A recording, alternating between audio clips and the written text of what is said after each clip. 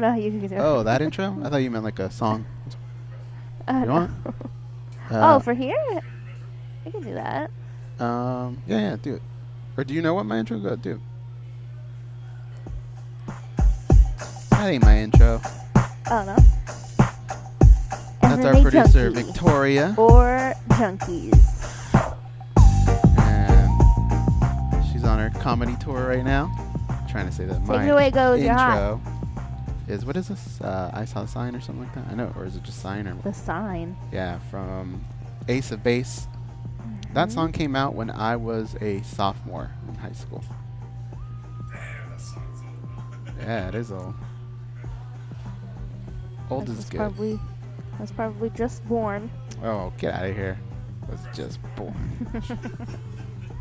Both of you youngins need to beat it with that. Pre-show already started, George. Don't say anything dumb. Okay. Not that would stop you. Okay, the mics are on right now. Today's show, we're going to have Edson Barboza in studio along with Alex Davis, which means we're going to get great stories. Edson is over here. He tells the best stories in Some MMA. waters. He's at least top 5, I would say. Alex, Today got a is sweet Monday. story waiting for us?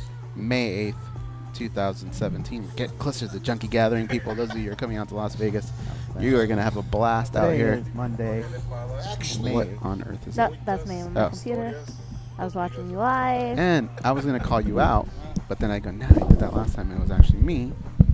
So I didn't do that. Do you see the Gorgeous little George likes? joins us. Hello, everybody. Do I see what?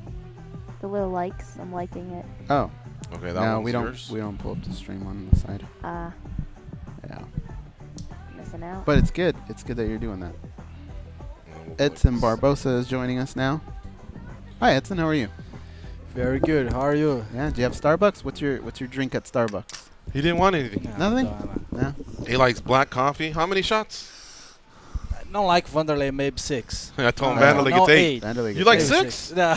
Oh, You know okay. who's worse Not than that Vanderlei? much. I think Luke Thomas gets 11, right, or something like that. I don't know that he gets that many. I think he's He gets a closer to lot. 6. No. I think he's way over 6. He's bouncing off walls for sure. Alex, can we get you? Oh, it's 1 on. minute. Okay. How you doing? Good I'm morning. awesome. Very Yeah? good. All right.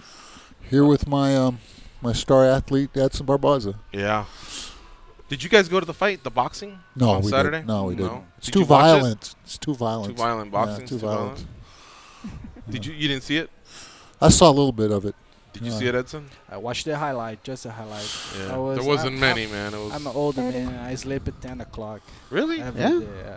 Oh, wow. I think we get involved so much in fighting, with so much in fighting that part of us sometimes just kind of turns off it. Yeah, I could see that. You know. What time do you wake up? Early in the morning, 6, 7. Baby But- duties? 10 o'clock, I was dead. Mhm. All right, guys. Here we go. All right, we're All going right. to start.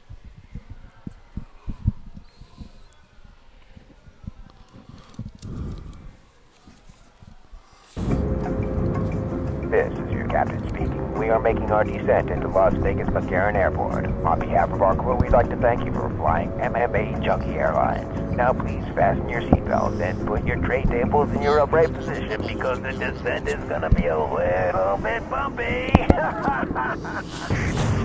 Alright, Junkie Nation, it's time to roll, baby, on MMAjunkie Radio with Gorgeous George and Go. This is what we do and why we do it, baby. All night long, we rollin'! Yes! The MMAjunkie Radio revolution is upon us. Can you dig it? There's no escape. No escape. Through the vast frontier of cyberspace and through a sea of stars in outer space. One small step for man, one giant leap for mankind. We've solidified our combat communications stranglehold. We are controlling transmission. With the use of MMAjunkie Radio and SiriusXM satellite radio technology. MMAjunkie Radio. Commence transmission.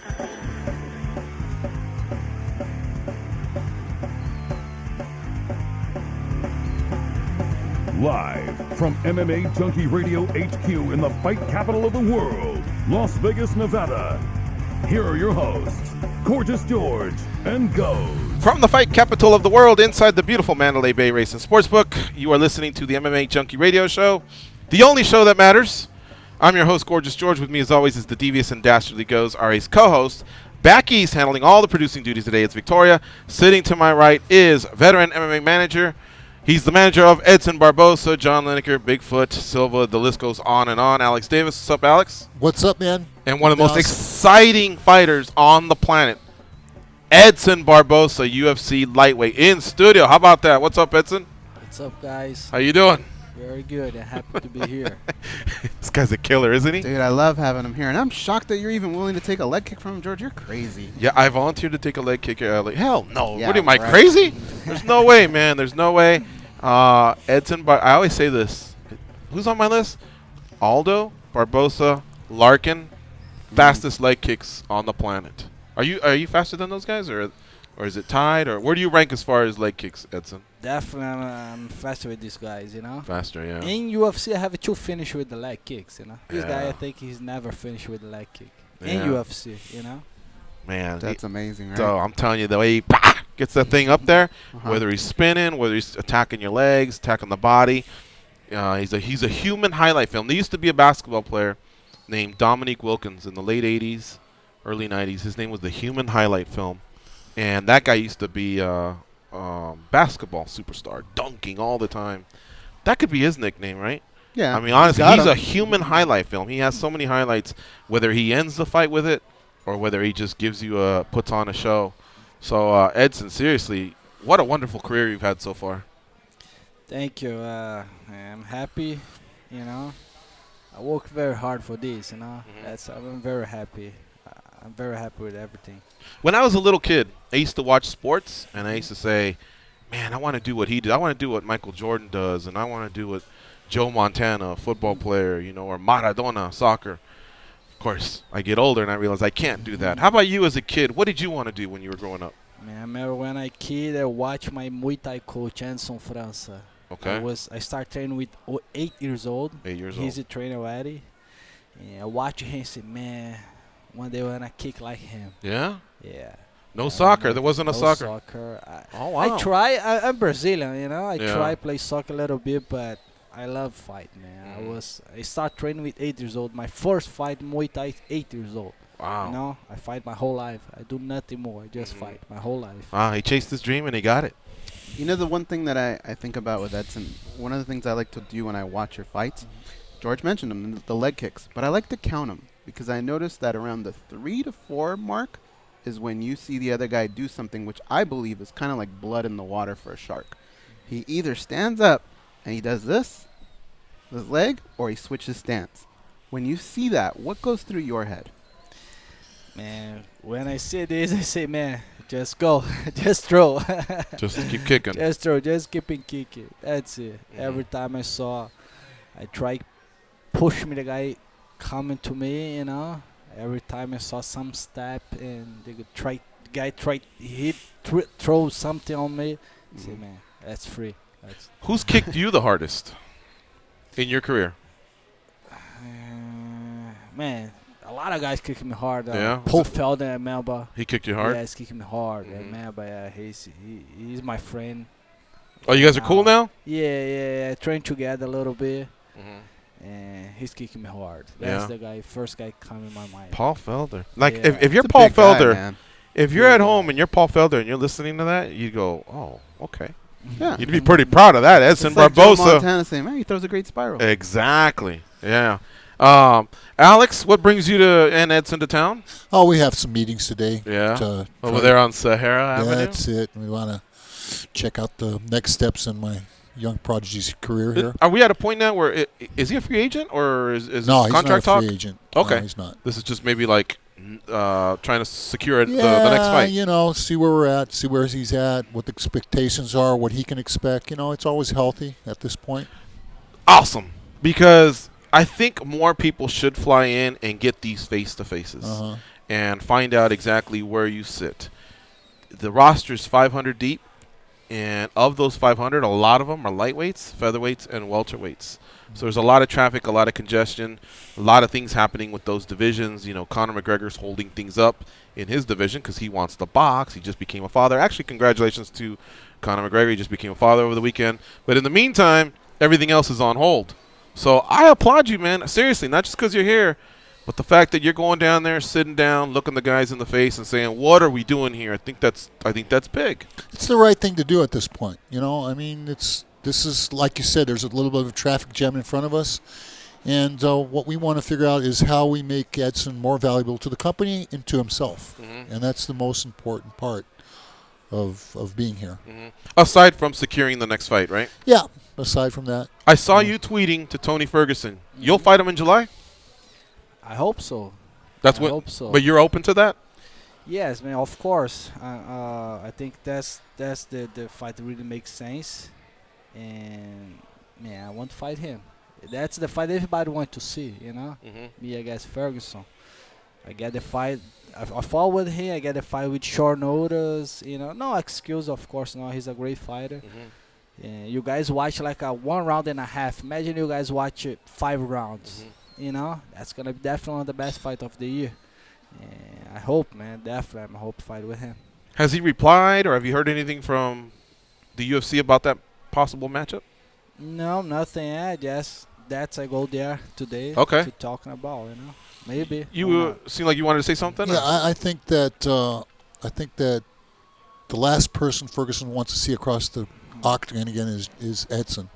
And no disrespect to him, but it was his day that day, and I don't think the next day would be like that, you know. And like I said, who doesn't want to see that fight again? Khabib seems to be on hold. You know, he had the weight cut that went bad, and then he's I guess he's acknowledging the Ramadan period in the Muslim calendar, so he's out of the equation. Recently, I saw Nate Diaz come out and say that he was going to fight Ferguson, but then he said, no, I'm actually going to stand back and not fight it. My number has not been met. So it appears there could be an opening for this matchup. I think that any of those fights is a good fight for Edson. For example, Khabib, which I love, all respect to Khabib, but he's one of the fighters that people aren't really looking for fights against him. And Junior's saying, I want to show my wrestling. I want to show how much I've improved. I can fight this guy. He's told me this 100 times, you know. And stylistically, everybody would think, well, that's not a good fight for him. But ask Edson about that. Definitely. That's a good fight for you. For sure. Yeah, okay. For sure. You've been training a lot of wrestling? A lot of wrestling. Training with the best. Frank Edgar, you know. I'm ready, you know. If UFC give me this fight, I'm happy to. Khabib or Ferguson. I think that's my last 2 fights. I fight somebody behind me in the rank. I hope UFC give me the chance to fight somebody in front of me. I was talking to the guys earlier. Did Michael Johnson say he wanted to fight Barboza again last week? Who was it that mentioned his name? It might have been Michael Johnson, but there's another person that mentioned it, and that's Justin Gaethje. How would you feel about that matchup? He's a newcomer to the UFC, but he brings a big name. Yeah, like you said, he's a new, you know. He's a new in UFC, and I'm a fighter, you know. I fight with everybody. I don't care. I never choose opponent. But, you know, I want to fight for the title. I think I deserve it, man. I was in UFC for a long, long time. This division is stuck. I don't know what's going on right now. I think UFC have to put some for the interim title shot, because I don't know what if Conor come back to defend the title. And for me, really, he's not the real champ, you know. I have more than 15 fights on this division, you know, almost 20 fights in the division. Khabib have more than 10 fights. Tony have more than 10 fights. And I think he's have 1 fight in 155 division, you know. He's coming a champ. For me, he's definitely not the champ. No, he have a belt, but he's not the champ. And I think this division deserves the real champ, you know. I think the real champs come for the interim belt.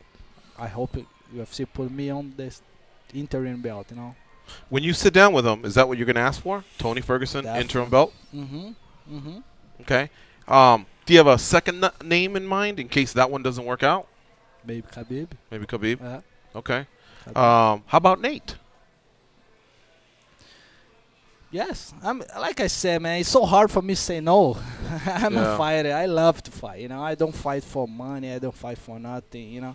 I fight because I really love this. Mhm. It's hard for me to say no for somebody. Every time I have to say no something, I was big fight with myself. Mhm. Because I want to fight with everybody. I don't care. You talked about the wrestling. Have you ever had wrestling with wrestlers like in college? College wrestling type of room. Yes. Okay. I train with Elite Wrestling in Rockers Wrestling in New Jersey. Okay.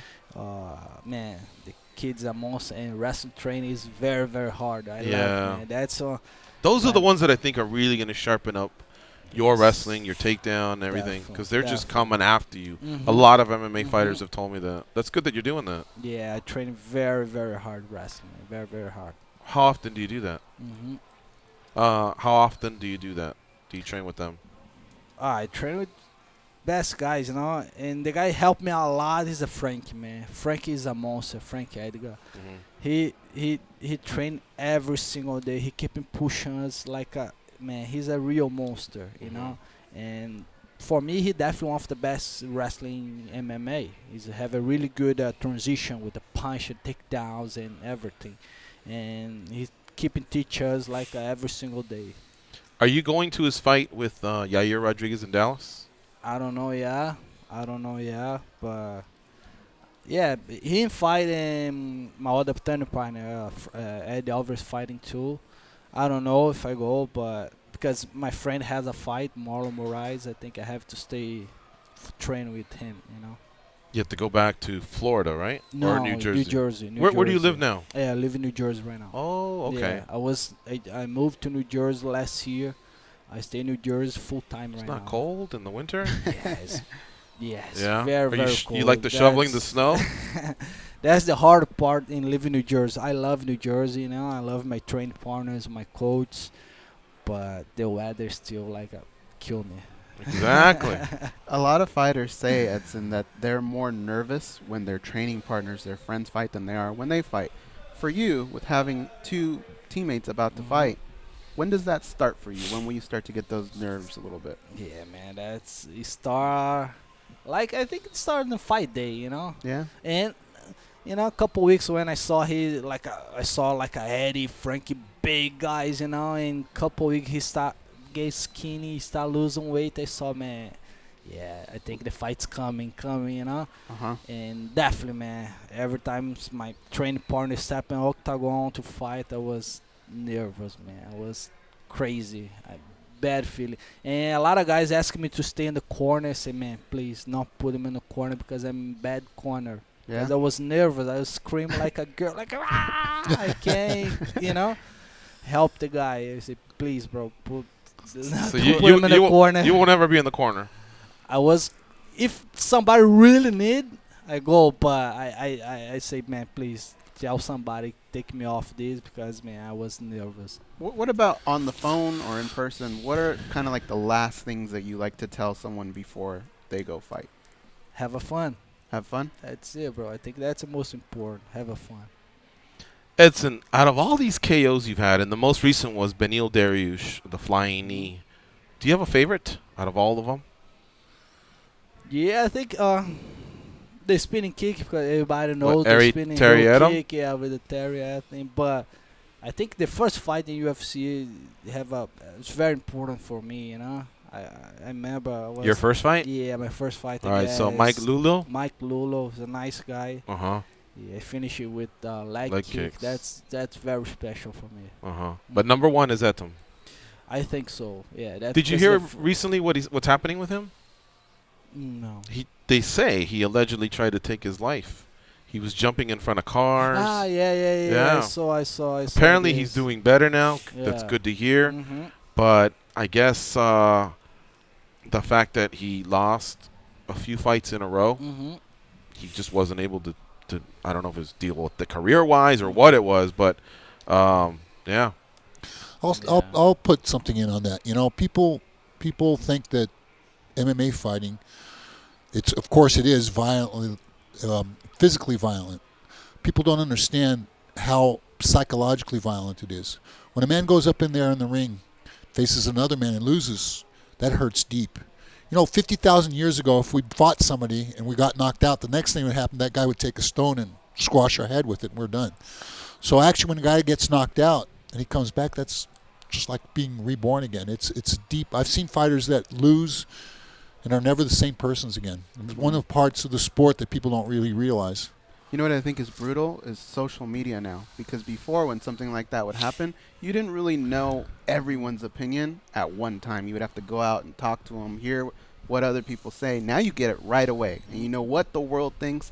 And getting that much feedback at one time can be great if you're the winner. It can be terrible if you're the loser, though. But even take it all out. Even, I tell you right now, look, I never did MMA. I did judo. But when I lost, it hurt deeply. So when an MMA fighter loses, I mean, even without it's the challenge is in there is really to your own self. When you lose that challenge, it can create a deep wound. I hope he recovers. Yeah, that's what we're hearing. After he lost to Edson, and if you haven't seen that fight, just Google Barboza versus Etim, E-T-I-M, spinning back. He spins around and hits him in the head. I always confuse him. Spinning wheel kick, spinning head kick. People describe him differently, but it was amazing. He knocked him out. He came back a year later, had another fight, and got knocked out. But then he had another win, so he did exit the sport. He hasn't fought since 2013, so he did exit the sport with a win. But I don't know what led him to do that. I'm hearing that he is recovering. Thank you to Shamat Karsandu, who covers the sport for us out in the UK. So we're happy to hear that. But yeah, I mean, it's a violent sport, that's for sure. That was actually, I think, if not the first time that a spinning back kick had been used to knock somebody out. Now, after he did it, everybody started doing it. Now he's seeing more. He saw Vitor do it. I just had another athlete of mine do it in Halifax, Thiago Santos. But until he did it, I'd never really seen that technique in MMA yet. Is that your favorite technique as well? No. What's your favorite technique? My favorite technique right now is the simple one, low kicks. Low kicks? That's okay. Definitely is my favorite. What about the one against Dariush? That knee. That was something else, man. That was a good fight. We had you on the show after and we spoke about this, but if we can expand on it a little bit more, I mean, Dariush, he brought a formidable kickboxing game to the fight. Like, a lot of people felt like that was going to be, a strong advantage for you, but it just shows you how much he's gotten better. It was really, really a great fight before you ended it. Yes, definitely, man. Did you see the guys training with him like Verdun? He's getting better and better striker. I think he come really good school, the King's MMA. You said he's getting better and better. But man, I trained very hard for this fight, man. I trained exactly this move. The flying knee. I remember my Muay Thai coach said, man, why you never throw the flying knee in the fight? I said, man, I throw the flying knee in my first MMA fight. I knocked the guy out the flying knee. But you can't throw no more. Why you don't throw no more? I said, man, I think the flying knee is coming the right time. And I was training a lot, I know his head's there, and I train a lot this move, and thank God, man, it's good fights, big war, What'd you think? What'd you think of the flying knee? Was that one of the greatest moments you had as a manager? And not only that, I'd like to expand this and say that he has a lot of other stuff in his arsenal that he doesn't really use. Like, remember the fight against Melendez in one of those rounds, in the last 20 seconds, he started his ground and pound. I'm going to tell you right now, he has one of the most violent ground and pound in all MMA. He's not used it. In Muay Thai, he knocked a lot of people out with a straight right, which is something that hasn't come into play in MMA either. I know him since he was 16, so I know that he has a lot more than just the leg kicks.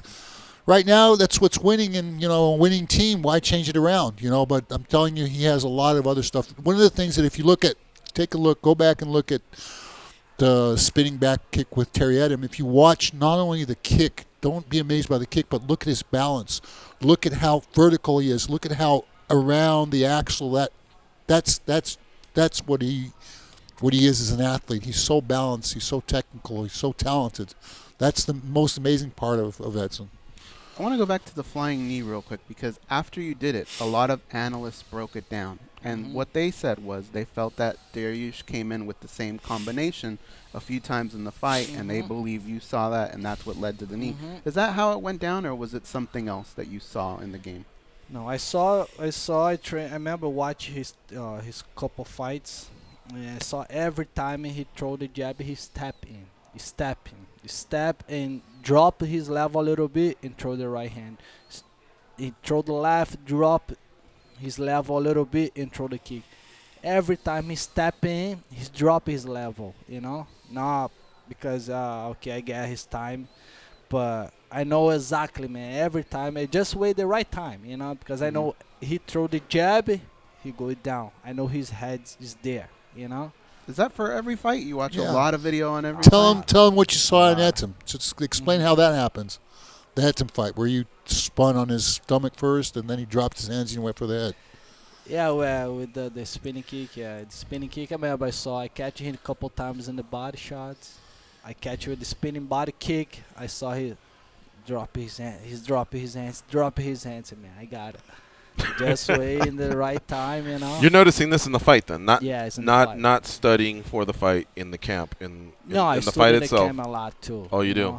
With my last fight, I watched the tapes a lot with my coach. Say, man, his head's there. Just wait the right time. Jump. Don't jump like a this way. You have to jump this way because he's coming. And I stood a lot. And, man, thank God I got it. You're a really nice conservative guy. Just even talking to you here when we went to grab the coffee, I can tell you're just a very, very nice guy. So what I wanted to ask is, after you do these knockouts and you have that primal feeling like, I just knocked them out and the fans are roaring, and how long does it take you to calm down and then say, is my opponent okay? Because again, it's competition, but you obviously want to make sure that your opponent walks out of the cage just like you do. So how long does it take you to calm down and realize that moment for the opponent? When the fight finish, when like my last fight, I remember I catch with the knee, and the referee stopped the fight, and I go in the middle of the cage in the knee, say thank God. It's automatic. Ask God, say, man, I hope he getting better. Yeah. Because I know he go there to work too. He know my enemy. He's my, especially like him. He's a very nice guy too. Same time, that's one of the thing. It hurt me a little bit. I really don't like. It's funny to say that, but it's hard to see, somebody get hurt. I really don't like. It's crazy, but I don't like to see my opponents hurt. Yeah, that's crazy. And if you look at the fight, he knocked him out, and he could have punched him again, and he didn't land that last punch. He refrained from it. All right, folks, we have Alex Davis and Edson Barboza here in studio. But we got to take a break. When we come back, we'll take a couple calls. 866-522-2846 is the number to call in. Plus, I want to discuss that fight between Julio Cesar Chavez Jr. and Canelo Alvarez. I was there in person, had a pretty good ticket. Man, I was disappointed. Boxing had a great week the week before with Klitschko and Joshua. And this week, one of their best stars could have just put an exclamation point on a masterful performance, but he chose not to, and I wasn't the only one feeling that way. I'll tell you how the crowd reacted there at the T-Mobile. It's MMA Junkie Radio on SiriusXM, Rush 93, Alex Davis, Edson Barboza in the house.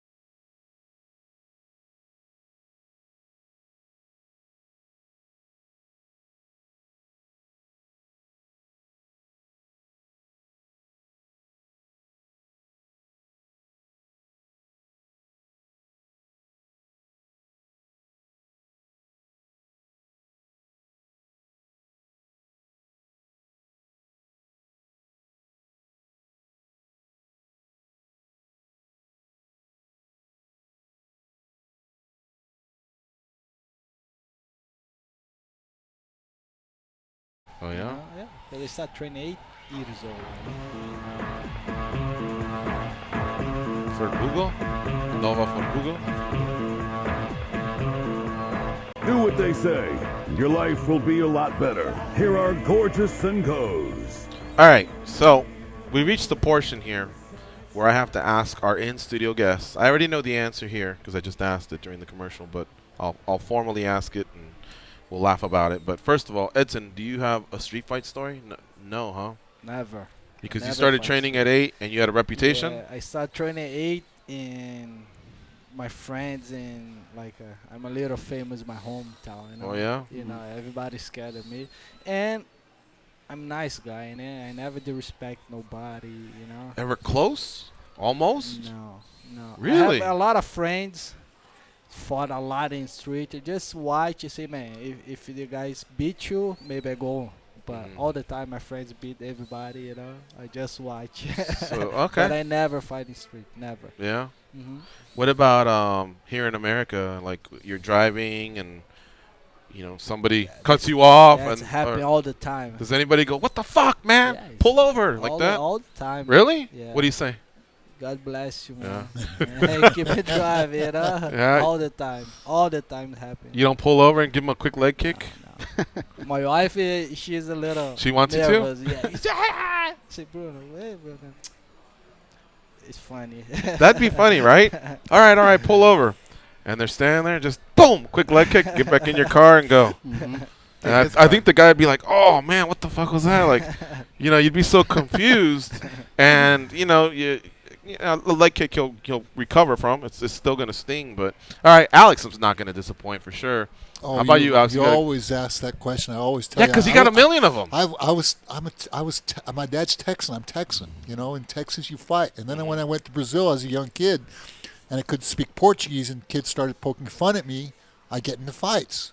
And that's why I ended up going to judo, because my dad was fed up of going to the principal's office and bringing me out of the principal's office and listening to the other kid's mother complain about how bashed up the other kid was. Mm-hmm. So I got a lot of fights, but I never wanted to do MMA. It was never my thing. But as a kid, I fought a lot of times. You told me one in Sacramento once. Can you still tell that one or no? Oh. That's an ongoing conflict, but let's leave it at that. Leave it at that. Yeah, all right. Well, tell me the one in Japan at least. You said you got. I have another story in Japan, but it's not exactly a fight, but it's a funny story. That's a good one. I know. Okay, you heard it. Yes, definitely. You saw his face. Yeah.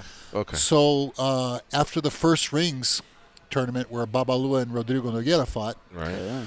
We were like in 2000, 99? Yeah, we're in the taxi going to Roppongi, which is the red light zone, all happy, and Babalu had already drunk a lot of beer. We got in the taxi, and me, Rodrigo, Babalu, and the wrestling coach, Roberto Leitão, and Babalu was saying, "Hey, I need to go to the restroom." Asked the driver to talk, and the driver was Japanese. He just looked forward and wouldn't listen, and Babalu was saying, "Hey, I really need to piss. So finally we stopped at a red light, and Babalu, there was a big white wall, and Babalu ran to the sidewalk and started pissing. So I'm sitting on the other side, and Rodrigo says, Alex, save Babalu. When I turn around, there's 2 police officers coming at him. So I said... So not even like in an alley? He's there right on the sidewalk. So I jumped out, and I stood between, and the police, I couldn't understand what they were saying, but they were pissed. So I stood, and I said, Babalu, stop. And he said, I can't stop peeing. So I didn't know what to say. I said, hey, that's Babalu, rings, Babalu. And I guess it had been on TV, an open TV, and they had been watching it, and they realized it was Babalu, and they stopped, and started bowing. The funniest thing in the world, I guess I saved his life because I think that he would have gone to jail. Yeah, wow. I think that, especially right in front of them, right? Yeah. There wasn't like an alley or a trash can? He was desperate, okay, so we stopped at the red light, and he opened up the door and started peeing on the sidewalk. I think there was a Japanese police garrison right there. Right. We've only been there for about 2 days. It was a quick trip, but you could tell it's very like clean and orderly, so something like that would definitely stand out. That is an insult, but guess what? Once they realized it was Babalu, they stopped and started bowing. And that was that. Yeah. Wow. All right. I was with Rodrigo the other day, and we remember that story. Rodrigo Nogueira? Yeah. Yeah. That's funny. All right, let's take a couple quick calls here. We got Hal in Chicago, followed by Marco in Waco. What's up, Hal? How you doing? Hi, guys. Hey, Alex, do you think that now with this, it gets harder to have the fighters focus on just fighting, with all the focus on making money and make sure you're good on social media? As you're managing guys, do you find that it's harder to kind of go back to the old days and just focus on training? We were just having that conversation, and a part of me understands that. I mean, it's about entertainment too, and for these guys to make themselves more valuable, they have to be out there on social media and they have to sell their product. But at the same time, the athlete part of me thinks, well, they're already doing it up in the ring. It's a difficult moment, and you hit a very tough spot. I think that a lot of these kids are having a lot of trouble with that. They're not guys that want to go out and talk trash. It's not in them. But when they go out in the ring, take Lineker or take the Brazilian Cowboy or take even Edson here, what they do is they fight. And they're not really guys that they need to learn this new aspect of entertaining. You're absolutely right. It doesn't even have to be trash talk, but maybe I'll take this off the air, but maybe you could tell us something that you wish the camera could see, that people could see about Edson. And it's not necessarily about trash talking, but something in his academy or the way he is at home or something about his training that you wish, a lot of people don't know about, that you wish they could see. And good luck. Take care. Thank you, Hal. Well, Mr. Edson here, can I say that sometimes it takes a bulldozer to bring him out here? Okay, sometimes we have to really get to come in front of the camera and talk. Really? But once he's there, everybody sees how comfortable and how nice and how charismatic he is. Right. Why is that, Edson? How come you don't like media? I don't like media. Like I said, I'm a fighter, I like training, fight. That's it, It's a little bit harder for me. Like I said, I'm a fighter, I'm not. Are you shy? Yeah, a little bit. A little bit, yeah. Okay. A little bit. But like I said, I like fighting, training, fight. That's it. Okay. I want to ask you, how did you learn English? It's Book, funny. TV, No, wife? TV, talk to my friends, that's it. I never studied English. I moved to US, I can't say word in English. I can say nothing, no English, zero. And I learned keep in talk to my friends, and I think it get better, Really good, yeah. Right? Yeah, no, I think it's great. All right. What about social media? For example, I noticed the last time you tweeted was May 2nd. Then before that, you took a few days off. Are you a fan of social media? Do you like that or no? I don't know. I'm a big fan, I work on this, I try getting better, try post something, but like I said, I'm very shy. I'm a shy guy, I don't want to expose my life for everybody, I show my social media Edson Barboza fighter, I try, but it's still hard for me work on this, It's still very hard. I try. I think I get better, but it's still hard for me. You ever play the UFC video game? Yes. Do you like how how much they gave you as far as your skills? Yes. The video game, or do you think they should rank you higher, or are you? No, I think you're I okay? like. Yeah, I'm okay. Yeah. Yeah. I'm When you okay. play, do you use Edson Barboza? No. Who do you use? Never. Never? Never. No, Really? the first time I get a video game, I fought with McGregor and I lose. You were McGregor? Me and McGregor. And who was the other one? Me fought with me, Edson Barboza against McGregor. Against the computer? Yeah. And I lose. Oh, wow. I turned for easy. Uh-huh. I beat him. He said, "Well, never fight with me again." I don't like losing. You were mad when you lost? Very mad. How did he beat you? I don't remember, but I remember I lose. I was so mad. I said, "Man, I never fight." I put easy. I beat him. Bad, and no fight with me again. Yeah, that's funny. That's a good story right there. Years ago, when you lost to Jamie Varner, after that, did you notice the media and the fans would always say, Edson can fight this and that, but can he take a shot? It was only one KO. One KO, and people were saying your chin was gone. And I know that bugged you for a little while, But no one said that lately. Like in the last 2 years, nobody says that. It's kind of like back in the history books, you know. But did it bug you for a while? Not really, because I know, man. I trained with the former world champion boxing. I was sparring with the really good guys in New Jersey and New York, boxing guys. You guys hit me a lot. Mm-hmm. I never drop in the training. Never drop. Nobody never knocked down in the train, you know. Definitely not boring me. That's the opinion, you know, the people's opinion. Sometimes I really don't care about the people's opinion, you know, because I know who I am, you know. I think definitely not boring me. Let's talk to Marco in Waco, Texas. What's up, Marco? Marco from Waco, New York. ¿Qué pasa, datos? Alex Davis and Edson Barboza. ¿Qué pasa? Hey, behind the curtain, you guys were talking about, you know, who Edson would like to box, like Canelo. Why don't you bring those freaking pussies from boxing and take them in the cage?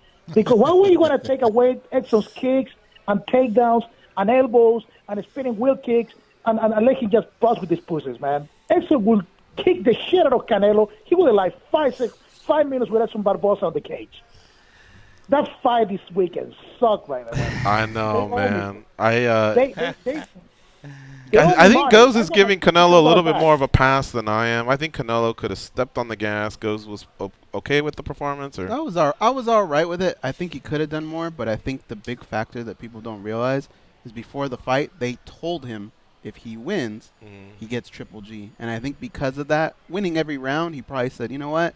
I have this right here. I have a date. Why am I going to push the gas? If he didn't have that, maybe he would push the gas to make people want to make that fight. So I think it was a little bit of a detriment, but people loved it, right? So I think that's why he did it. But because, you know, Chavez is the bigger guy. I was there, and the fans were booing.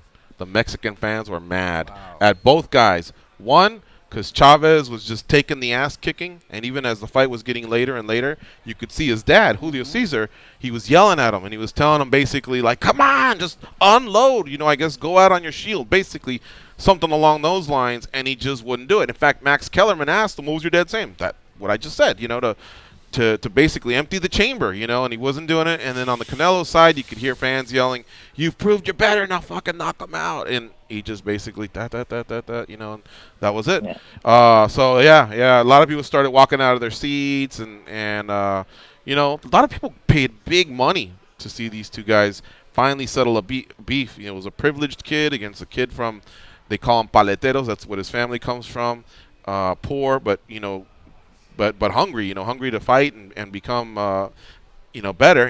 And it was just kind of a disappointment.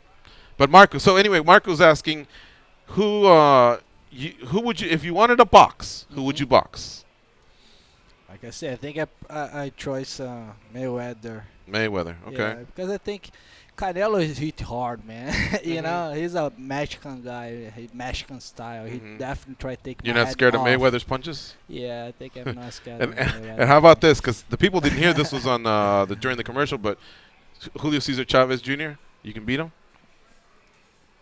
I can fight with him. Why not? You know, why not? Right. But like I said, he's a Mexican guy. You know, I love the Mexican style. Yeah. Man. He's a real fighter. Marco wants them to come to MMA so you can leg kick him. For sure. Yeah. Oh, yeah, definitely. With if pleasure. Some kickboxing, no takedown. No need takedown. If you fight Canelo or not Sugar Ray, what am I saying? Floyd, either one of them, throw one leg kick, let them penalize you 1 point, but I still think it'd be great, wouldn't it? I think so. And I think it's take the point, right, Alex? You know, the slow them down a little bit. The problem there is that the MMA fighters, they can migrate into boxing, but the boxers will never be able to migrate into.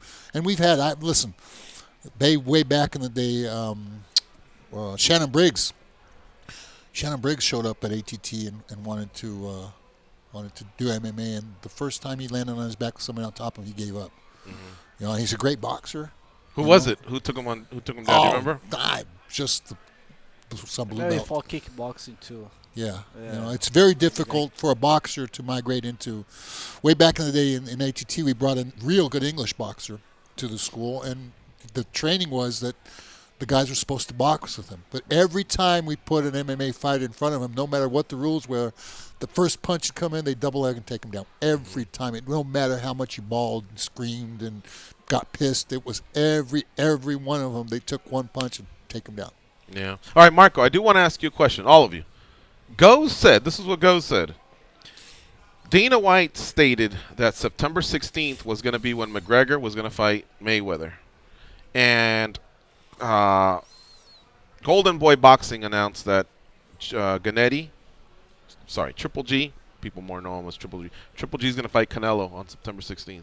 Goes was saying if they were going to fight at the same time and you could only see one fight, which one would you watch? Start with you, Alex. Start with you, Marco, first, because you're on hold. Marco, who would you watch? You can only watch one fight, and you got to wait 1 week before you find out the result of the other one. They're the same price and everything. Yeah, same price, same night, same time, and there's no TiVo or nothing. We isolate you for 1 week before you can find out the result of the other one. Which one would you watch? Marco? If you disappoint me, I'll do Conor and Floyd. Conor and Floyd. All right, thank you for the call. Alex, how about you? Conor and Floyd. Wow. Edson? Triple G and Canelo. Triple G and Canelo? It's going to be a real fighter, Yeah. Real fight. Yeah. I'm a fan to watch real fighters, Yeah. And I think this fight's going to be a real fighter. Yeah. Not about money, not about not just... I know you really try to kill each other. Yeah. If I had to wait 1 week, it would kill me. If I didn't have to wait 1 week, it would be Triple G and Canelo. But if I had to wait a week, I guess I do want to know what happened, with Canelo, with the other one. How about you guys? Triple G and Canelo. Triple G and Canelo. It's very rare that in boxing you get two of the best fighters and they get to fight. Doesn't happen too often. I don't want to miss that. But you heard a hardcore fan and an MMA manager say they'll still watch Mayweather and McGregor. But it's not because it's going to be competitive, right? It's just you just need to know what the result is. No, just a sec. Listen, McGregor, I thought when McGregor started with his talking and his fighting, me, like everybody else, thought, come on, man, you're going to talk your way to this stuff. No, he's proved. He's proved what he can do. I'm interested in seeing what he can do in boxing. I will not bet against that guy anymore. Really? Yeah. I think he's a real fighter. He's won me over as a fighter. So you'll put a little cheddar when he fights Mayweather? No, I'm not going to bet on it, but I'd like to see how well he does. All right, folks. Last commercial. We're almost at the end of the hour. These gentlemen have to get going. It's MMAjunkie Radio on Sirius XM Rush 93. This is UFC lightweight Edson Barboza and his manager Alex Davis. Alex, we just have to ask you a couple questions about Lineker, Bigfoot, the other cats that you represent. We'll be right back after this short break. Stay close. So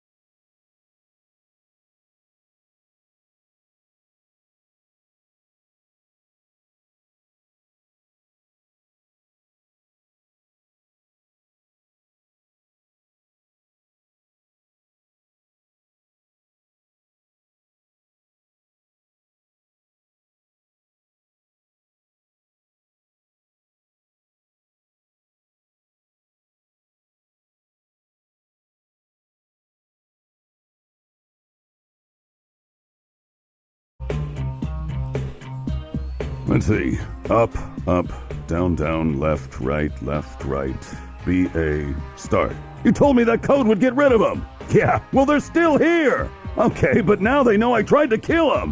Hold on, Mom. Here are George and Goes. All right, Alex, we have to do this rather quickly. So if you could just give me quick answers. Update on Fabio Maldonado? I'm not managing him anymore. Oh, you're not? No. Okay. Bigfoot Silva has Middikoff coming up. Big fight. Has a big fight coming up. Bigfoot's going to look a lot different than when he had looked in the last fights in the UFC for the reason that he was fighting at below 100 with testosterone. Now, I always say that it's as unfair to have a guy that has 1,000 testosterone fight a guy that has 400 testosterone as it is a guy that has 400 testosterone fight a guy that has 100 testosterone. It's just impossible for a fighter, regardless of the reason that testosterone's low. Other fighters, it's because maybe they use too much testosterone early in their careers and it's low. But it's one thing's as unfair as the other. Now it's going to be a different Bigfoot. The last fight that Middikoff had, he almost got knocked out. If he gives that type of a chance to Bigfoot, he will get knocked out. Mm-hmm. John Lineker? John Lineker had a fracture in his jaw.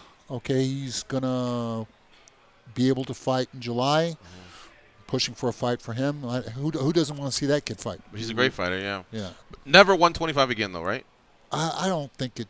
I mean, look what he's doing in 135. I understand. It's just that Demetrius is running out of opponents, and a lot of people pointed to the fact that maybe Lineker had that pop where he could at least have that type of chance. Well, it's funny because I became Demetrius Johnson's friend because of all the talk about Fat Boy, because Demetrius Johnson used to call Lineker Fat Boy. Well, maybe Demetrius has to gain some fat and come and face him in the 135, Yeah.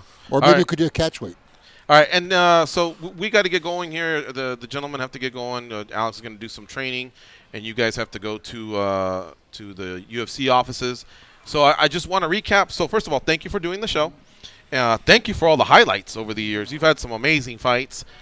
Whatever your next fight is, we can't wait to cover it. But to be clear, you want Tony Ferguson. That's your first option, interim title in the summer. Yes, definitely. That's definitely my choice number one. Choice number two, to be clear, Khabib. Choice number three, because Khabib is, again, we don't know what's going to happen with the weight. We don't know what's going to happen with he disqualifies himself a little bit by celebrating Ramadan, and so if he and Ferguson, I just want to know who else you're thinking. Like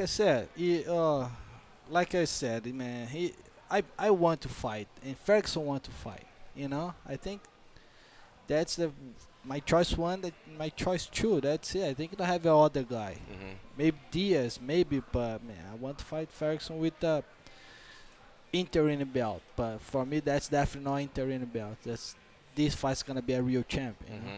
So Gagey, he's talking. He's just gonna have to wait. He's talking a lot, huh? Yeah. Well, no one really ever calls you out. Nobody calls you out, honestly, and he's one of the first one to ever. This is one thing I've always pointed out. I hear everybody calling everybody out, but never anybody calls Edson out. Yeah. Yeah, like I said, I'm a fighter, Mm-hmm. If you really want to fight with me, I fall with him for sure. Mm-hmm. I have no problem with this, but... He likes leg kicks, too. Yeah, but, man, I'm a fighter, man. I fight with everybody. I never choice opponent. Man, I'm a fighter. Mm-hmm. A great one, too. I can't wait to see your next fight, whoever it is. Mm-hmm. We really appreciate the time. Folks, you can follow the gentleman on Twitter, Alex Davis, at Alex Davis MMA. Thanks, Alex, again for doing this. Thank you so much. I always appreciate being here. And thanks for the stories. You always come up with some great stories. Edson Barboza can be followed on Twitter, at Edson Barboza Jr., which stands for Junior. That's his nickname. Give him a follow. And we're going to come back after this break. We'll talk a little bit more boxing. Canelo versus Chavez, NBA playoffs, and of course UFC 211 is this Saturday with Junior Dos Santos and Stipe Miocic in the main event out there in Dallas. For sure going to chirp on that. All right, folks, stay close. Commercial time and a sports update, and then we'll be right back talking to you all, Junkie Nation.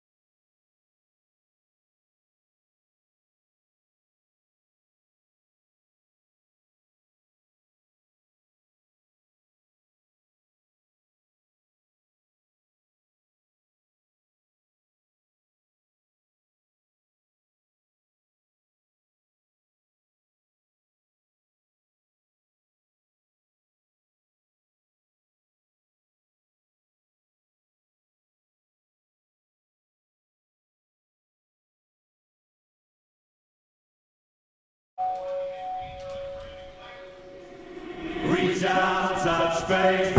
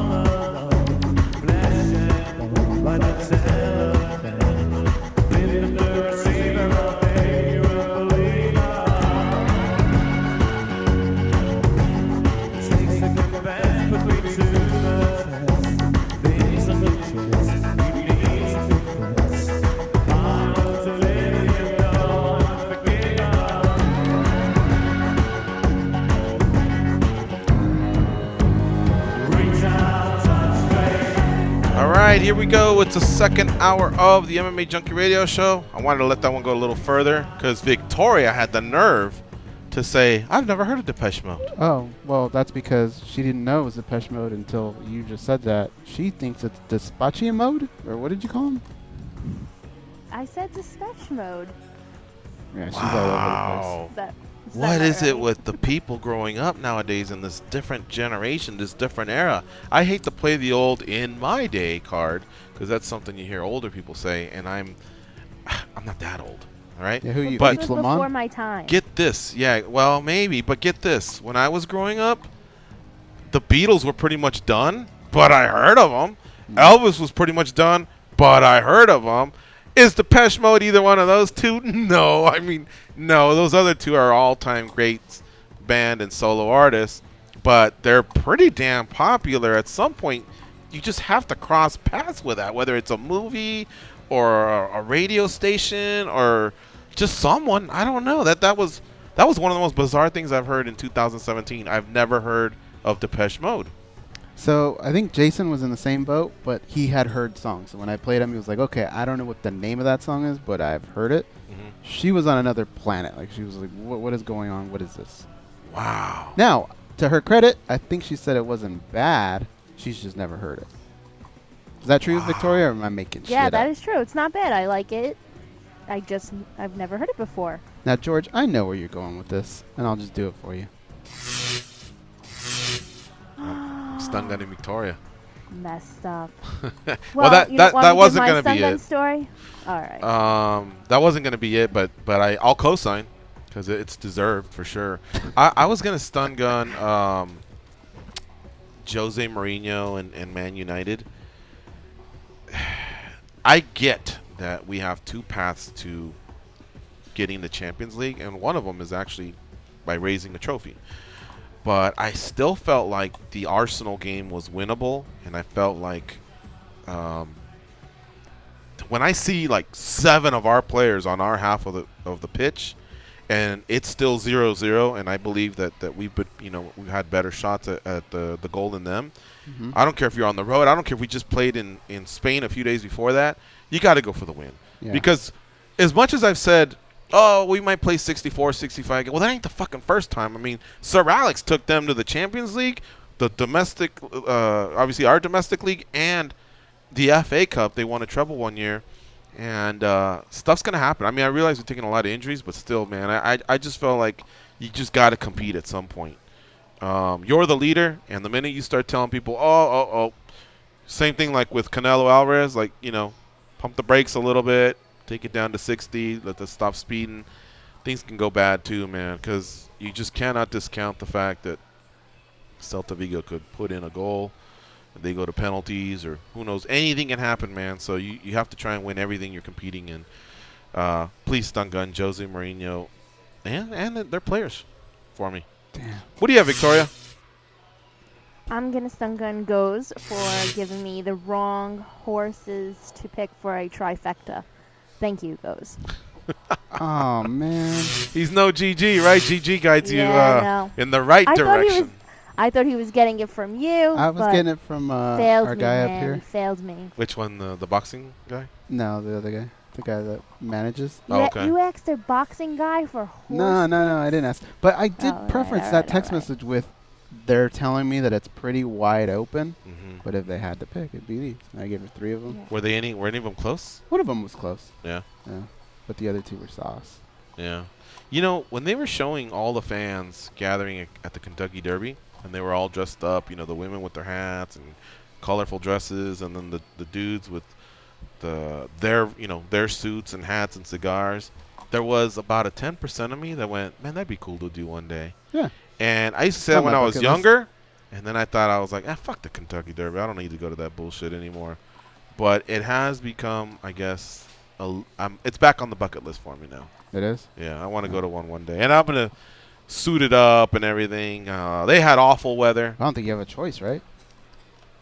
No, there's a lot of people that just Joe Schmo it. Oh, they do? Yeah. Oh, I didn't know. But I would at least give it a shot. Now, somebody asked me the other day, I took a picture with Yair Rodriguez at the fights. And somebody on Twitter or Instagram said, you blew it. Why aren't you wearing a suit? Biggest fight of the year. That person wasn't off, right? They're not off the rocker. It is pretty cool to be able to go in a suit to an event like that. But A, I don't have very many suits. B, of the ones I have don't fit me because of my recent weight gain. And C, Squid just asked me like literally about 24 hours before the event. So getting it all together, it wouldn't have worked. No, actually, there's a D to all this. I'm a sweaty bastard. I would be uncomfortable. It's more A, isn't it? Maybe, yeah, it might even be that. So I guess if the suit fit and it was ready and it was pressed, I still probably would go, no, man. That's just, I just get so uncomfortable and hot and I sweat, and that's why I couldn't do it. And I wouldn't do it. But I like to be comfortable when I'm at an event. Now, I have seen Goes do it, and Goes invited Eric Nixick once, and he did it. So I thought the guys looked sharp. I thought Muna and Jack and a few of the others that suited up recently, it was about 5 years ago. They looked pretty sharp. Didn't somebody... Galley did it. Galley? I think his whole little crew. I remember seeing Jay and Randy from San Francisco. They were at the awards, suited up. So when my friends do it, I'm happy for them. I love seeing that. But me, I just, around the collar and the tie. And I'll only do it for whatever time you need me to do it. But other than that, man, a whole night, oh, man, I just can't do it. You going to do it at the Junkie Gathering? Yeah, it'll be quick, a couple pictures. But the first thing that'll come off is the jacket. Mm-hmm. And then after that, I'll try and survive. And then about an hour in, I start loosening up the tie. And at some point, the tie may come off. I don't know. I'm going to stun gun Dean from Georgia. Let me tell you why. Why? Dean from Georgia sends me this text because we're talking about the Junkie Gathering. I'm asking him when he's going to come out. And he says, I just found out my new girl has a meth issue and is pregnant. I may not be able to come. So then he calls me. And I go, oh, man, Dean. Before I could even say anything, he's laughing his ass off. And he's like, I got you. And I go, Dean, you didn't get me. There's no other reaction. I can't call bullshit on something like that. And I hate when people do this. They'll do something. It's like me going, oh, man, it was a rough day. My mom died in a plane crash. It sucks. You have to say, whether you think somebody's bullshitting or not, you have to play the game of, bro, I'm so sorry. Is there anything I can do? You can't go, you're bullshitting. What if it's true? Right. So there's certain things that you can't say because no matter what, the person has to go along with that. Right. That is not a clever ruse there. That's just, anybody could do that. Mm-hmm. So I was not got. I feel like that's one move that you just can't play. So I'm going to stun gun Dean for making me think that for a minute or two. There you go. Those are our stun gun stories. If you want to share one, it's 866-522-2846. Let me talk about this event real quick.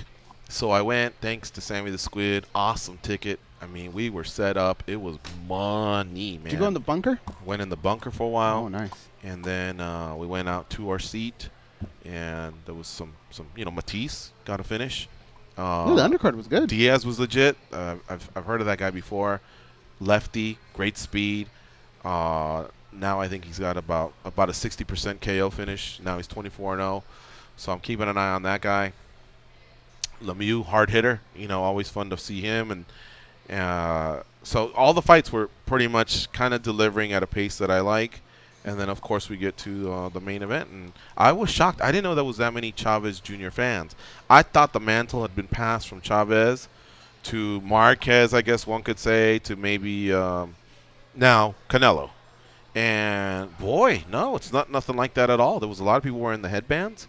There was a lot of people openly cheering for Chavez and booing Canelo. So I don't know all about Canelo. I don't know if maybe he stands for something out there in Mexico and just a lot of people aren't down with him. Who knows? But he came out there and, it was for the way they had built it up, Canelo doesn't feel like Chavez is hungry and he hasn't had the type of road. It's been a privileged life. And as far as Chavez, he doesn't like how Canelo conducts himself as a Mexican fighter. He was a good representative of Mexico, right? And he said that he doesn't take certain fights that he believes he should have taken. I mean, God, that's a tough critique because somebody was telling me he's already fought 3 future Hall of Famers. Canelo has. What it comes down to is... So he's not, and for as young as he is, all I can say is the Triple G thing maybe I get. But other than that, I believe he's fought, Austin Trout, Khan, right, was another one? That's not the critique, though. The critique is this. In boxing, you eventually have to face the number 1, the number 2 contenders, right? Right. There's an order to it. And if you don't do that, you have to relinquish your belt. Mm-hmm. What Chavez had a problem with Canelo was the fact that Canelo had that number 1 challenger. Whether it's a name or not, he's a guy that worked for that spot. But he would take a fight against, let's say, Mayweather and relinquish his belt, throw it on the table and say, I'm taking that instead. Chavez says you don't do that when you're a fighter. You face the competitors that are there. He goes, Mm-hmm. I kind of understand why he did it, for money. But The money era? But that's not the Mexican way we fight. There is a money era. If you taste some of that money that you do versus Mayweather. Canelo was kind of like 5 years ago, right? Yeah, he was kind of thinking like, are you dumb? I'm going to take all that money, and I'm fighting the greatest fighter of all time. How could you say that, I'm a puss? But his point is that's just not the Mexican way. Yeah. So after seeing all that, I just thought one guy, whoever was standing out as the better fighter, was going to want to punish the other one. That's the only critique I have towards Canelo. I know what you're saying about the other fight being imminent and why risk it, but that's just the thing. I didn't feel like there was much of a risk. I didn't feel like Chavez. I think there was one straight right and a left hook that kind of, did him in. But for the most part, that guy was just mentally checked out after about round 4, round 5, round 6. And I thought Canelo being against the ropes, he was just basically, luring him in. I don't know. That's just my opinion. I'll stand by it.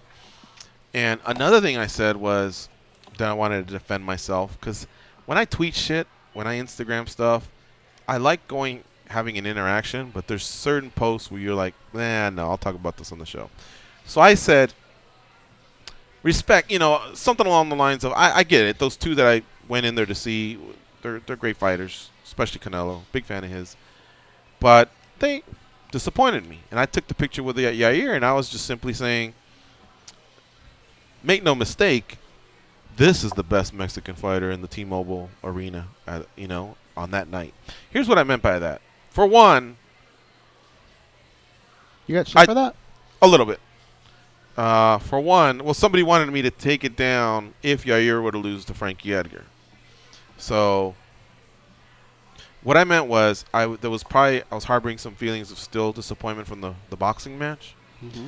But 2, technically I'm not wrong because I feel like keep the boxing ring and the octagon out of it. If in the back Yair and Canelo got into it, who's winning? Yair. Right. So I don't think I was that far off, if you want to be technical, that the best Mexican fighter in the building was the guy I was taking the picture with. But again, when you take a picture with somebody, I thought people meant because I didn't want to go, hi, that's Yair. That's boring. So you have to kind of give a little bit of a headline. You know what I mean? Kind of stir the talk. I thought people meant because of Chavez Sr. That's what He'll they were fuck talking up about? Chavez Sr. too. Well, yeah, but no, okay. If you meant like the greatness of their careers, then Chavez. It goes Chavez, Canelo, probably even Chavez Jr. and then Yair. But if you go as far as like who's the toughest Mexican hombre in that building, I have to believe Yair. Look, man, it's real simple. You're Joe Schmo. Who would you rather fight that night? Yair's going to be last on that list. He's going to fuck you up. Exactly. Exactly. I mean, there's a lot of things. He could submit me. He could knock my head off. He could knock me out with many weapons, you know. But I guess if I had to take it in order, I'd fight Chavez Jr. first, then Chavez Sr. No. Really? Chavez Sr. first, then Chavez Jr., then Canelo, then Yair. You ain't going to make it past Chavez Sr., that's for sure. And that's not a slight at you, but... What if I take him down? Have you ever seen Floyd Sr. Throw? Yeah. That doesn't go away, the shit that they've learned and all that. Right. And maybe they can't put it together for 10 minutes. They can put it together for 2 or 3. What if I time the takedown, grab a single? I mean, this is a 250-pound man laying on Chavez's old ass. All I had to do is put one elbow on him, maybe a headbutt. It's the streets. Remember, there's no rules. Still, man. Junkie Nation, do I have a chance? No, I'm just kidding. Don't call in. I don't want to hear 10 on one side and none for me. 866-522-2846 is the number to call in. Share a stun gun story. Talk about the boxing match if you got it. And I'm curious, where do you all stand on what Goes was saying? They're about to start at the same time. You can't see either fight for a whole week, the one you choose not to see. On one screen, it's Mayweather versus McGregor. On the other screen, it's Canelo Alvarez versus Triple G. Which one would you select? Goes is going with the boxing match. I have to, man. Edson Barboza had his back. On the planet. The other one's like a spectacle, right? I will do it if immediately afterwards I can watch the other one. But if I have to wait one whole week, it'd be chomping at the bit to see if Mayweather pieced them up or if Conor caught him. Man, I have a feeling that those are both very, very unlikely to happen. I think Mayweather piecing him up is more likely than Conor for sure catching him. Mm-hmm. But more than likely what we'll see is Mayweather just outbox him for 8 rounds or whatever the exhibition match is for. The price tag is the same. So to me, one thing that stands out is you already got me once, Mayweather. You got me with Pacquiao. I was a skilled fighter, and I paid for that bullshit. I think a lot of people are going to be sour, and they're going to say, I don't want to pay for that. I don't want to put any more money in that clown's pocket. Give me these 2 guys that I know are going to deliver. Somebody brought this up. What Alvarez did to Chavez Jr., he made him look pretty ordinary. So that's a lifelong boxer doing that to another lifelong boxer. Yeah. Again, back to Mayweather and McGregor. What's to say that it's not going to look 100 times worse? There's a chance that you could take Chavez Jr. and he could do that to Mayweather. To McGregor. Exactly. They're different worlds. I get it that they're still throwing punches, but they're different worlds. Yeah, I hear you, man. I hear you. All right, let's take some calls here. Brian from Boston starting things off here in the second hour. What's up, Brian? Hey, boys. I got to be honest. I'm not paying one dime for Mayweather versus Conor. Not a chance. I'll catch it the next day. I can't pay for that. There's no. You can't take John McEnroe and okay. put him in a ping I'll pong put it to you like this. I'll put it to you like this. I'll put it to you like this. Sorry. You're at your buddy's house. He paid for everything. In one room, he's got Mayweather and McGregor. In the other room, he's got Alvarez and Triple G. All right? They're going to start at the same time, and whatever room you go in, you're basically locked in. When you come out, you can't see the other fight. And you can't see the other fight for 1 week. Now what would you do? Okay, you got me. I'm going to go see the circus fight.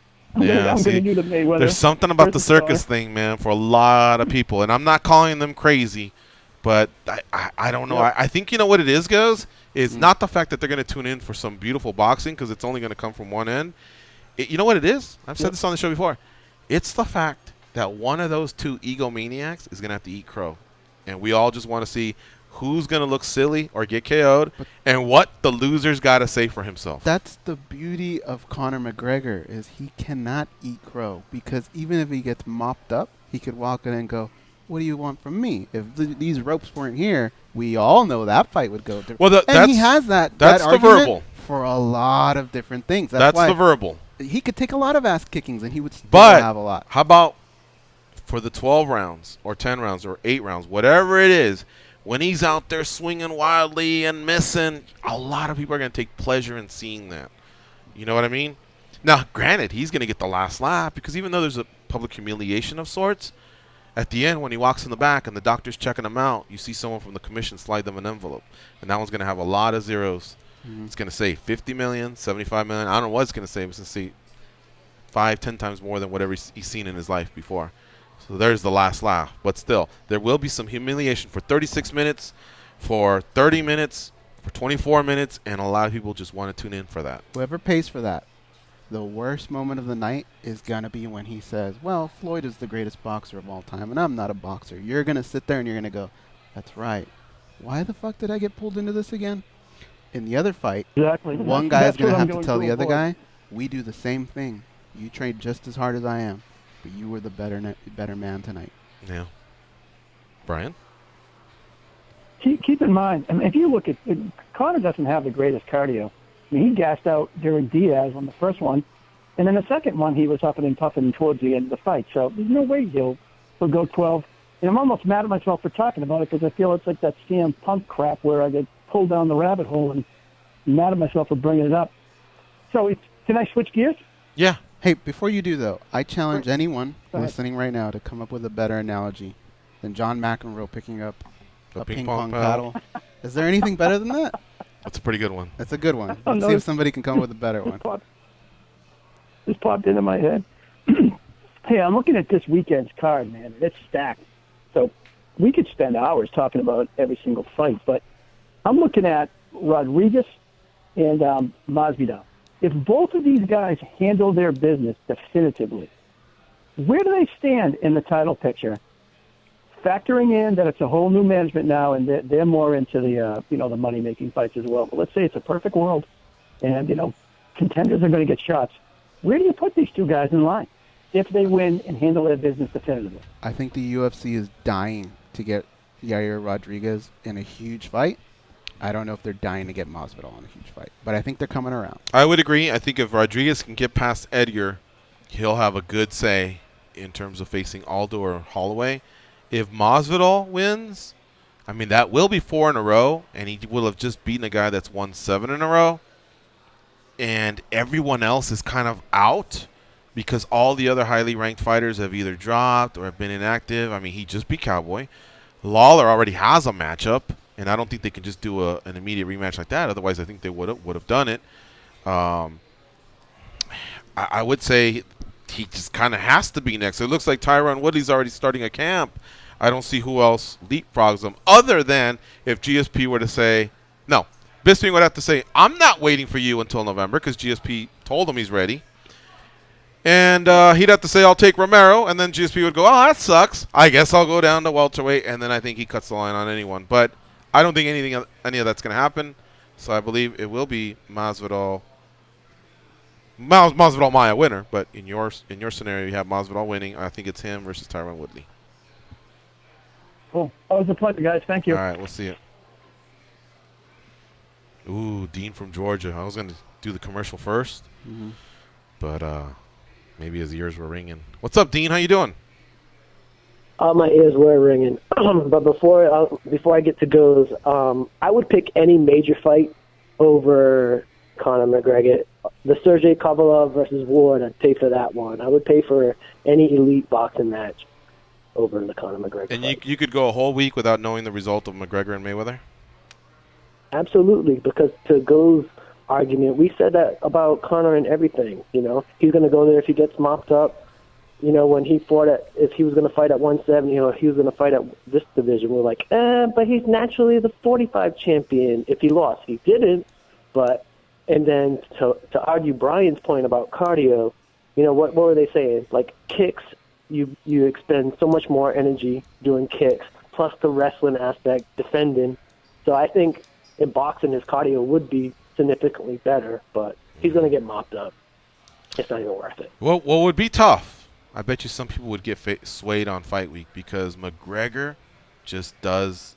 He's this masterful instigator, the press conferences, the shoving at the weigh-ins, the get in your face, the Mayweather camp versus the McGregor camp. There would just be this big buildup where I think with 24 hours to go, a lot of people would go, fuck, I'm moving over. I'm watching the other one, even though they stood pat with you for a while in terms of Alvarez and Triple G. Yeah, it's something about that circus. It just draws people. In MMA, the fighters, it would be MMA. Floyd and Conor would sell that fight. In the boxing, it would be the promotions. The promoter would be the one that would have to sell it. Mm-hmm. All right, now let me talk about your little brother, big dummy. All right, so here's a conversation, and I had him going on for at least 2 minutes. He's like, "That's not the point. When do you get it? When do you get in again?" I'm like, I may not be able to attend at all. Yes. I'm like, are you as sad as me? What's wrong? Yeah, man, you were Rookie of the Year. I was like, I just found out my new girl has a meth issue and she's pregnant. No, I was the MVP. I had to correct them. I was like, Karen was the Rookie of the Year. He's like, yowzers. I go, I'm going to have a poster child in rehab, baby. But she's smoking hot, so it is what it is. And I only said it is what it is because I know it goes, hates it. And then after that, he's like, so you're 100% out? As soon as he said that, that's when I called it. So, bam. That's I not had the him going point. for The point is you used something so ridiculous that I had to play with it. What am I gonna do? Go, nah, Dean, you ain't dating no meth head, and you're not pregnant. I even used I it is can't what do it that. is. I'd be one of the worst human beings ever. What about when he said it is what it is? I don't think I got that text until after the phone call. I didn't see that till I was later. gonna say, I mean, the way he was kind of reading it off, it sounded like a lot of red flags, like bullshit flags were coming up. Can you imagine if I called him and he was right and that really did happen? How terrible of a human being I would be. I suppose, but think about how serious that is. Your girlfriend, now she's addicted to meth and she's pregnant. But you gotta be like, do you think damn, he's gonna tell you that though? A lot. It's Dean, dude. No, well, it is Dean, but Dean also has tact. And why? Because he's a professional and he's a doctor. Mm-hmm. So I don't know that just openly comes out. It doesn't matter who it is. You kind of just have to roll with that punch. On the first one day, you're going to be wrong. Read it to me again, Dean. All right, give me a second. All right, so here's the conversation. He goes, he's like, when do you get in again? I go, I may not be able to attend, with a sad face. He goes, at all? Question? I go, yes. I go, are you as sad as me? And then he goes, what's wrong? He goes, yeah, You man, said, you're are you as Rookie of sad the as Year." me? Yeah, you said that. Okay, but that could be taken to it. All right, continue. Then what'd he say? Then he goes, what's wrong? He goes, yeah, man, you're Rookie of the Year. I go, oh, I just found out my new girl has a meth issue and is pregnant. I go, no, I was the MVP. I was like, Karen was Rookie of the Year. He's See like, that? yowzers. Go ahead. So I even corrected him on his thing. And I all said, that, hey, the no. MVP thing, I'm going, yeah. I'm more interested in what's going on That here. I don't started. care about that started to tell me that this is just having fun right there. But that's my point is you can't do that. No matter, even if you're almost 100% positive, you still have to play that game. No, but I'm saying because of the way he came at from you. his end, if it's a serious issue, but now all of a sudden he's more concerned about who's the MVP. Mm-hmm. I think that's kind of like opening the door on this is just. If you and I are we're friends, just bullshitting. And I go, George, oh, it was such a rough day. My mom passed away. I'm sitting here watching Discovery, man. Do you think people really landed on the moon? Like, no matter what I say, you still have to play that game. Initially, yeah. But I think a couple of those texts were a little fishy. So anyway. Oh, no, yeah. Trust me, it's fishy. But my point is, you just have to. You have to play the game. So, Gigi, I finished it this way. I go, I'm going to have a poster child for a rehab baby. I go, but she's smoking hot, so it is what it is. But then I got people like I don't know if Luna that's a guy that's calling me hurt a and he's just big trying to dummy and deflect or everything. what. So, I mean, I have to play the game. That's him poking at you, especially with it is what That's it is. what I'm thinking, but I can't. That's the whole point is he picked a topic that you just can't really play with. Early on, yes. But as it went along, I think he was giving you clues that he was bullshitting. People deal with things. You should see some of the things I get, man. I have a friend who may possibly have a bad disease and it's true, that will hit you with a joke right afterwards. You just got to play the game, man. It's too serious of an issue. All right. Well, I don't know. I don't know what we're getting at, but I guess, Dean, you have to take your stun gun. I think, Dean, what he's trying to say is, you missed out on some clues. Right? Or no? Yeah, so I think it's a dual stun gun, and then you stun gun Luna too for quickly saying that I'm calling me a big dummy and everything else. So stun gun his ass. All right, take care, guys. All right, you have a see you good week. guys. All right, apologies to Junkie Nation for having to put up with all that. The last 2-3 minutes were unnecessary. We're going to go to commercial. When we come back, we'll keep taking your calls, stun gun stories, Chavez, Alvarez talk, and, of course, UFC 211. I got the odds right here. I want to know, what's the fight you're looking forward to the most? Here we go. Dos Santos, plus 105. Miocic, minus 135. Andrade, plus 135. Jędrzejczyk, minus 165. That means the Jędrzejczyk line went down. I could have sworn it was minus 185 last week. Andrade money's coming in. How about Masvidal and Maia? That's being talked about. Masvidal minus 125, Maia minus 105. How about Rodriguez versus Edgar for crying out loud? Frankie Edgar's only minus 145 against Yair Rodriguez plus 115. He's never fought anyone even close to Frankie Edgar. And Frankie Edgar's destroyed some really, really solid featherweights. What's happening here? Did Rodriguez make such an impression in his last fight that's why the line is the way it is? I don't know. I'd love to know. Closing things out, Cejudo minus 375, Pettis plus 300, and Eddie Alvarez minus 110, Dustin Poirier minus 120. Poirier, the favorite there against the former champion. Crazy odds here, man. I'd love to talk about it with you. Please call in 866-522-2846. It's Fight Week. It's MMA Junkie Radio. We'll be right back.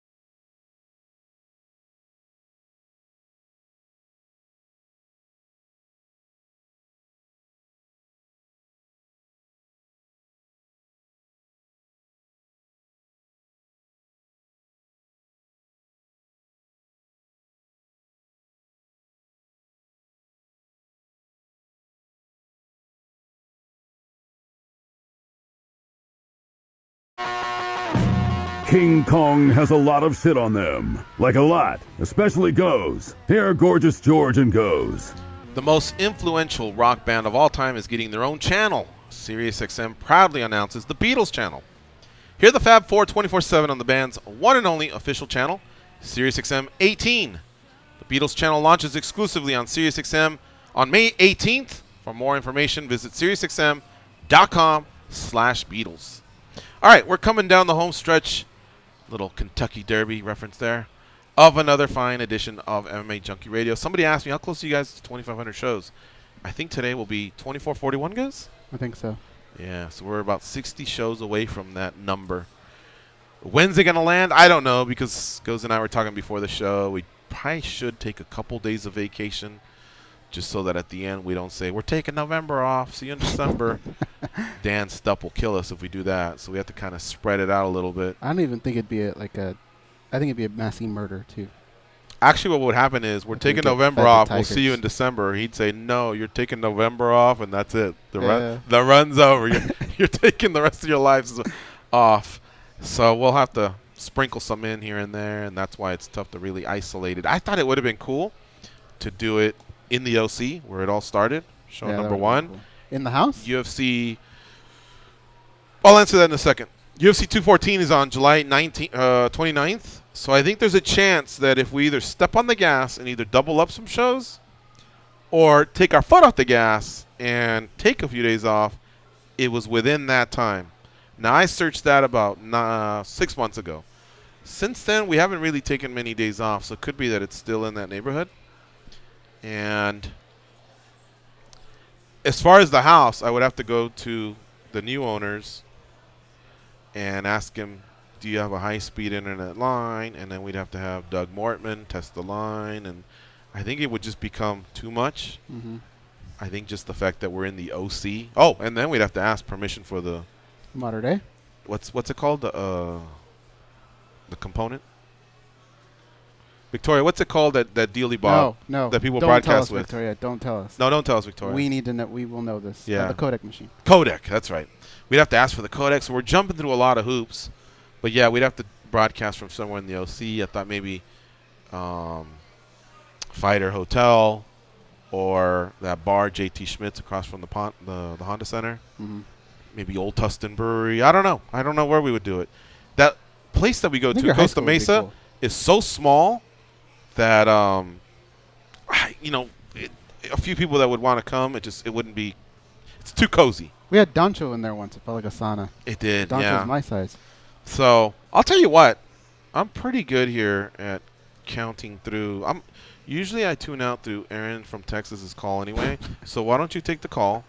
All he's going to tell you about is him and his girlfriend celebrated their 18-and-a-half-week anniversary, and he's taking some underdog, and he wants to stunk on himself. Watch that three-team parlay right there. Aaron from Texas, what's up? How you doing, you old rascal?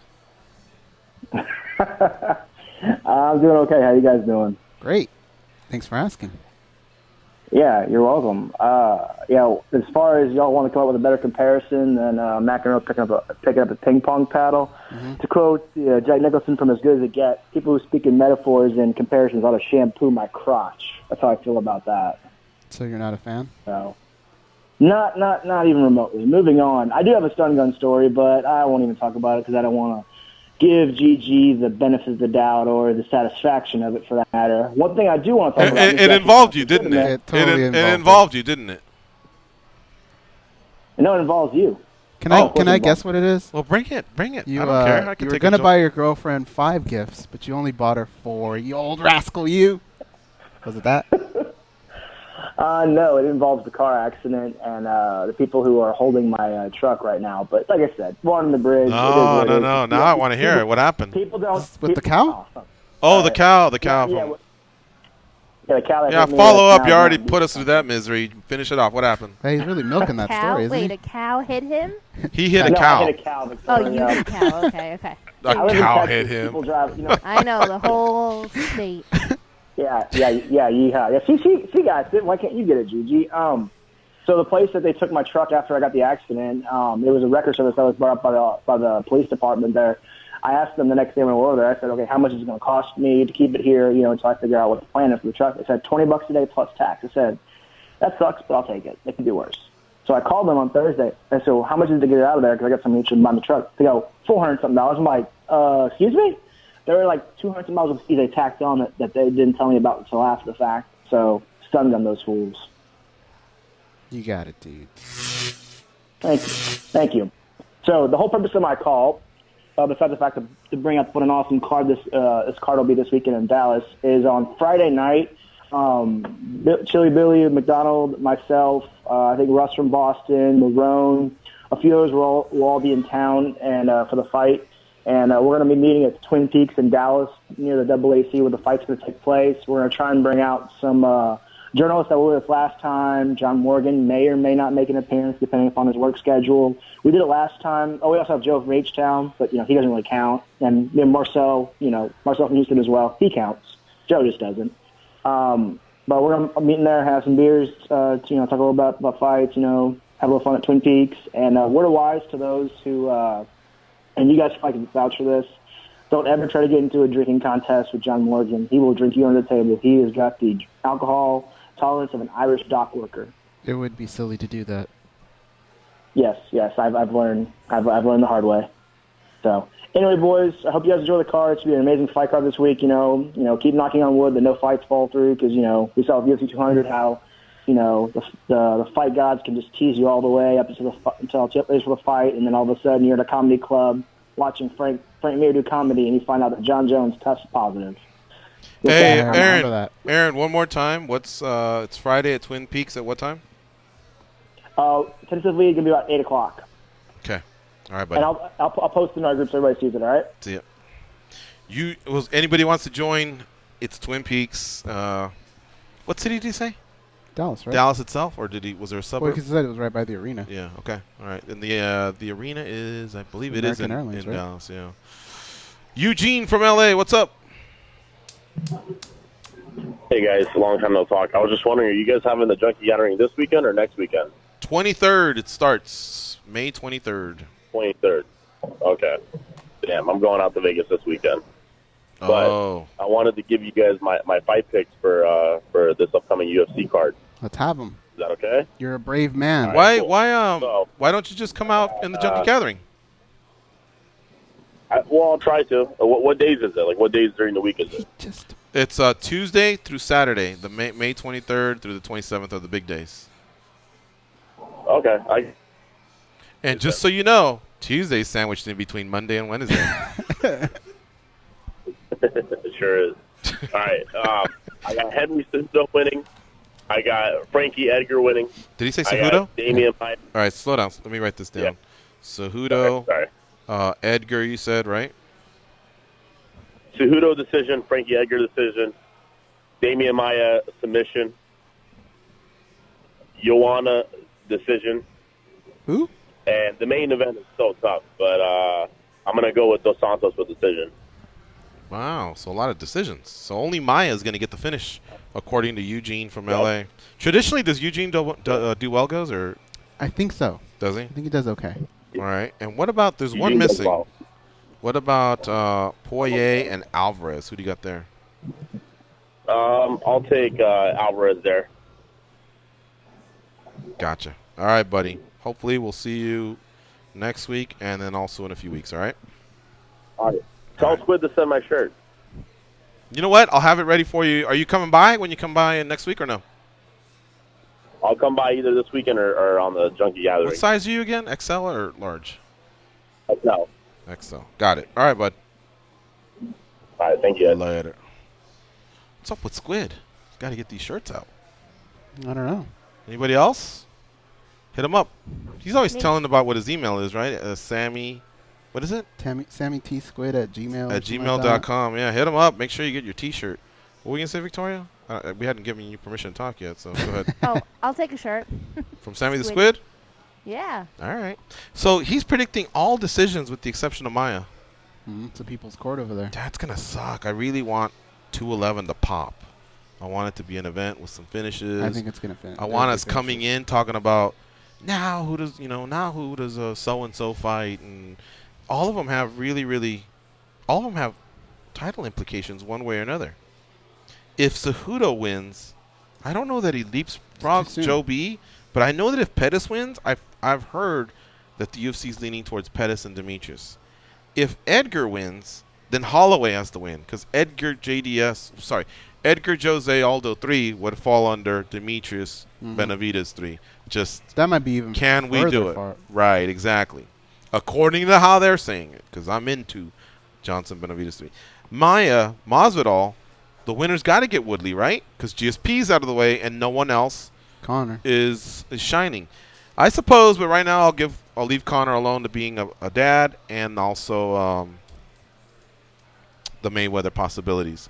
Plus, we really need, I think, a little bit more International Fight Week. If it's going to match what 211's doing, and it's supposed to because it's International Fight Week, some of these names are going to have to be recycled in fight then. And if Woodley's in a fight, it has to be Maya or Masvidal because otherwise we would have already known the opponent by now. We have to take commercial, but can I forecast the future? Sure. This has nothing to do with Conor McGregor himself. It's just more of a guy thing. I have a feeling that having a new baby is going to suck. Just being a dad, waking up, not getting your sleep. And I have a feeling he's going to say, get me a goddamn fight. Because at least I can get out of this house because I got to train because this baby's driving me crazy. Mm-hmm. It's a guy thing. It's not a Conor McGregor thing. There are a lot of people that react that way. I wouldn't be shocked. There's a lot of men that don't mind the diaper change and the responsibility, and then there's others where it's like, okay, this was cute, but yeah, I need a fight because I'm starting to go crazy. You might be spot on that. JJ versus Jessica, definitely. Something's going to happen there. An immediate rematch could happen. Stipe versus JDS, if it's a classic, a trilogy fight could happen there. If Stipe wins and evens it up. That might be tough, though, because he is the champ. If he wasn't the champ, then, and then Poirier and Alvarez, that's the only fight that I feel like there's maybe at least 2 fights before we get to that. They're behind Ferguson, Khabib, Barboza, maybe Gagey if he makes some noise. There might you might be right. All right, so Goes is right. Let's take this last break. It's MMAjunkie Radio on Sirius XM, Rush 93. More Depeche Mode coming your way. Listen up.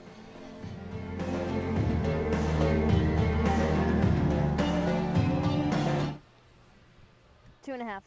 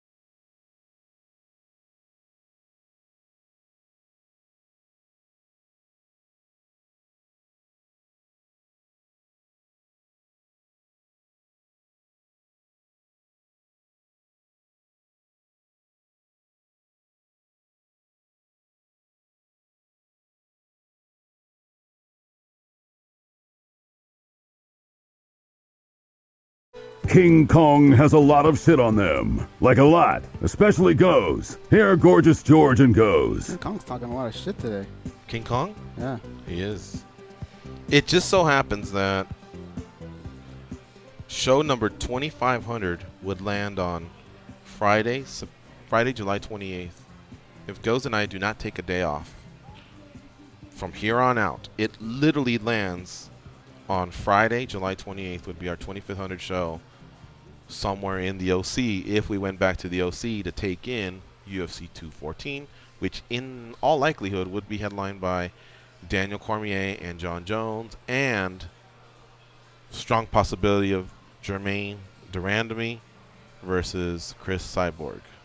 I think Cormier is joining the booth for the pay-per-view. For which one? It's coming up. I saw a press release this morning. So, anyway, that was pretty interesting. Man, I wanted to tell Barboza, go to 211. Soak that up a little bit. I just think he's kind of like, he's one of the top 3 lightweights, maybe top 5. Like, show your face a little bit. Build off, he came on this show, and there'll probably be one of those meetings over there at UFC, and then him and Dana, they'll tweet a picture. Maybe a fight announcement will be made, or who knows what. But on your way home, I drew him a little map. Vegas, New Jersey, Dallas is right in the middle. Stop in, pop in, do that deal. Tell Marlon to meet him there. Yeah, and then bounce. Finish up Marlon's camp. When is Marlon's fight? I think that's still a ways away. Let's look. I mean, you have to play both sides, right? I mean, would you want your training partners to leave in the middle of your camp? Probably not. That's probably why. He fights Rafael Assunção on June 3rd. It is closing in. I don't know how tight these guys are, but I suppose if he gave him his word, then maybe he needs the bounce. But, it's 2 different weight classes. I'm sure there's other bodies there. Yeah, that's a good question. I don't know. And their coaches are probably in Dallas all week with Alvarez and Frankie Edgar. What'd you think of Barboza? Really, really chill Nice dude, guy. right? Yeah. I thought it was Joaquin at first when he was walking up. Oh, because he had the hat on? Yeah. But he's a real chill guy. Really nice guy. It's so crazy that a guy that chill can do that sort of destruction in the cage. Thank I do you. like that he said he loves that low kick as the finish. Considering how he's finished some fights, I think there's something to that. A little bit of street cred. I'm knocking people out in ways that other people can't. Thank you to John Morgan for making that happen. He's the one that put together Alex Davis and Edson Barboza stopping by the studio. We're going to be talking to a few more fighters throughout the week. Some good names, but none of them are locked in, so I don't want to jinx it just yet. I believe we have some co-hosts lined up, but we got... Oh, shit. I should have given one of these to Alex. Are we down to 1? Yeah. We had that many guests? I didn't realize it until this dude brought it up the other day. You only used 1, right? Yeah. Shit. Okay, I need to get more. We can't have any more in studio guests. We feel terrible making them pay for parking. Anyway, we're out of here, folks. Go out and be champion, of course. Like I always say, keep it locked on MMA Junkie throughout the week. And we'll see you all tomorrow, 1 Eastern, 10 a.m. Pacific, with another edition of MMA Junkie Radio. Thanks, Victoria. Great job. We'll see you in about a week, all right? Yeah, sounds good. I'll be there. Jason B. knocked it out. Goes off. Great as well. Me, another level. Be champions. Hey, wait a Manitoba minute. Cost me my very last dime.